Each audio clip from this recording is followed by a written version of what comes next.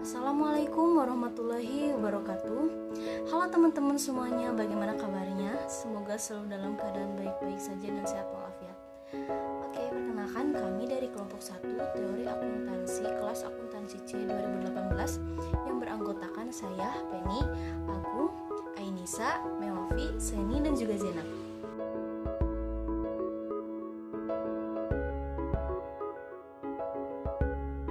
Konsep income, ada beberapa pendapat mengenai laba atau income.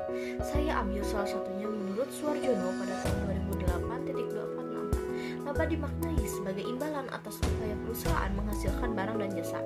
Ini berarti laba merupakan kelebihan pendapatan di atas biaya, yang berarti biaya total yang melekat dalam kegiatan produksi dan penyerahan barang atau jasa. Fisher pada tahun 1912 dan Biddeford pada tahun 1965 menyatakan bahwa pada dasarnya ada 3 konsep laba yang secara umum dibicarakan dan digunakan dalam bidang ekonomi.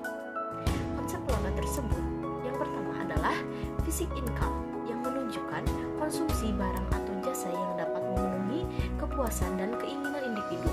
Yang kedua, real income yang menunjukkan kenaikan dalam kemakmuran ekonomi yang ditunjukkan oleh kenaikan cost of living. Yang ketiga ada money income yang menunjukkan kenaikan nilai moneter sumber-sumber ekonomi yang digunakan untuk konsumsi sesuai dengan biaya hidup yang disebut cost of living. Ketiga konsep tersebut semuanya penting meskipun pengukuran terhadap basic income sulit untuk dilakukan. Hal ini dapat disebabkan basic income adalah konsep psikologi yang tidak dapat diukur secara langsung, namun dapat ditaksir dengan menggunakan real income.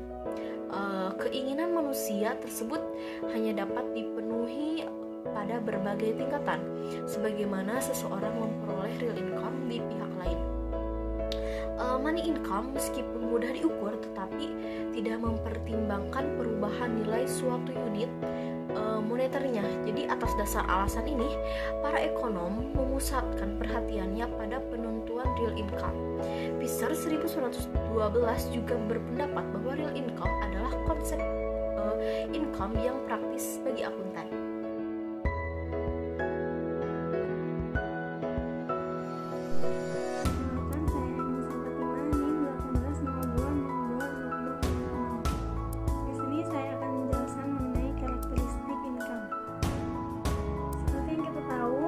Definisi income yang telah disampaikan oleh teman saya, maka dapat disimpulkan bahwa income memiliki karakteristik umum. Di antara lain, yang pertama ada kenaikan kemakmuran yang dimiliki atau dikuasai suatu entitas. Yang kedua, perubahan terjadi dalam suatu periode sehingga harus diidentifikasi kondisi kemakmuran awal dan kemakmuran akhir. Yang ketiga, ada perubahan dapat dinikmati, didistribusi atau ditarik oleh entitas yang menguasai kemakmuran, asalkan kemakmuran awal dipertahankan. Kemakmuran ini dapat berupa aset bersih perusahaan, modal pemegang saham, kekayaan, investasi, sumber daya ekonomi, ataupun yang dapat dinilai dengan uang. Terima kasih.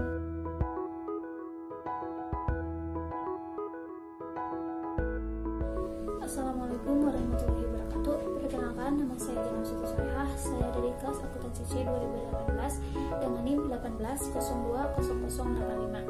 Saya di sini akan menjelaskan sedikit tentang pengakuan income atau pengakuan pendapatan. Pengakuan pendapatan merupakan pencatatan sejumlah uang secara resmi ke dalam metode pembukuan sehingga jumlah tersebut dapat teraplikasikan ke dalam statement keuangan. Prinsip pengakuan pendapatan memberikan pengetahuan kepada perusahaan bahwa mereka harus mengakui pendapatan pada saat pendapatan tersebut telah direalisasikan dan pada saat pendapatan tersebut didapatkan atau diterima. Yang pertama, pengakuan pendapatan dapat direalisasikan pada saat sebuah perusahaan melakukan pertukaran barang maupun jasa untuk mendapatkan kas. Yang kedua, pengakuan pendapatan juga dapat direalisasikan pada saat aset yang diterima perusahaan dari kegiatan pertukaran siap untuk ditukarkan menjadi sejumlah uang. Dan yang terakhir, pendapatan juga didapatkan ketika sebuah perusahaan telah menyelesaikan apa yang seharusnya dia kerjakan untuk mendapatkan keuntungan. Pengakuan pendapatan merupakan salah satu komponen penting dalam laporan laba rugi dan akuntansi. Kesalahan dalam mengidentifikasi, mengklasifikasi, dan mencatat pendapatan akan mengakibatkan laporan laba rugi menjadi tidak sah. Oleh karena itu, sebuah perusahaan harus dengan jelas mengetahui, memahami, dan melakukan pengakuan dan pengukuran pendapatan serta mencatatnya.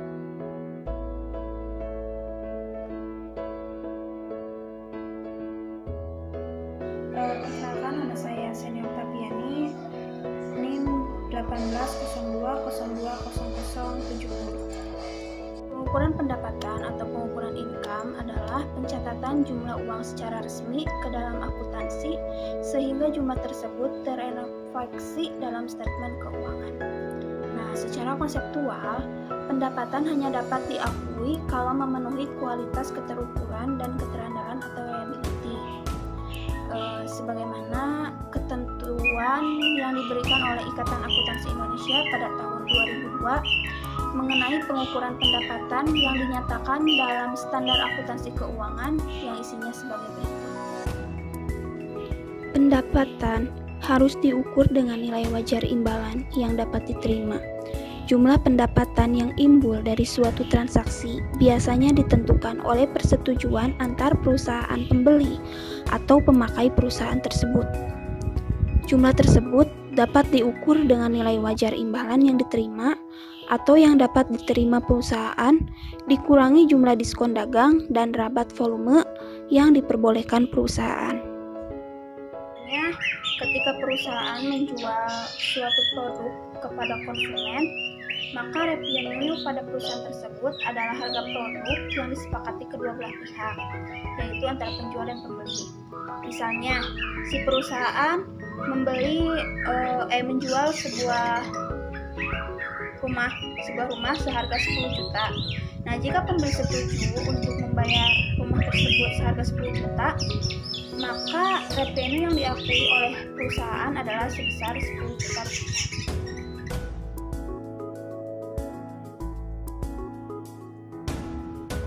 Nama saya Melvin Yaliani Santoso, NIM 18000210.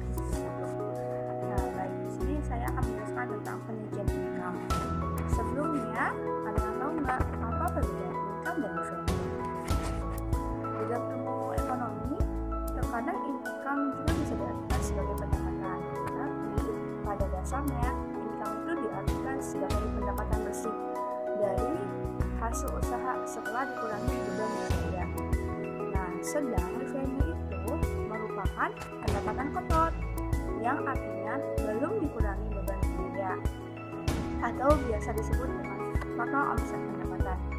Jadi, jelas berbeda ya antara income dan revenue. Nah, baik, di sini saya akan menjelaskan tentang penyajian income. Nah, lalu mengenai penyajian income, sama halnya dengan penyajian laporan keuangan. Karena pada akhirnya akan berujung pada penyajian laporan keuangan. Penyajian income itu sub dari penyajian laporan keuangan. Lalu dalam melakukan penyajian income atau laporan keuangan harus diungkap dengan jujur. Juga untuk penyajian income harus memiliki value atau nilai yang bisa diukur. Nah, pada intinya penyajian income itu harus bisa diungkap dengan jujur, memiliki value, dan bisa diukur. Mungkin itu yang dapat saya sampaikan mengenai penyajian income.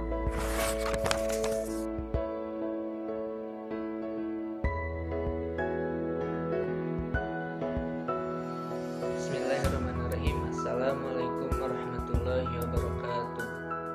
Perkenalkan, saya Muhammad Agung Gunawan, NIM 18020020084 dari kelas akuntansi C 2018. Di sini saya akan memaparkan sedikit materi tentang pengungkapan pendapatan.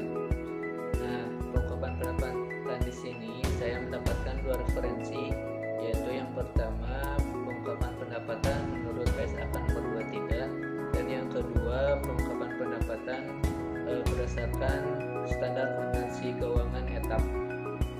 Nah, yang pertama pengungkapan pendapatan menurut menurut PSAK nomor 23.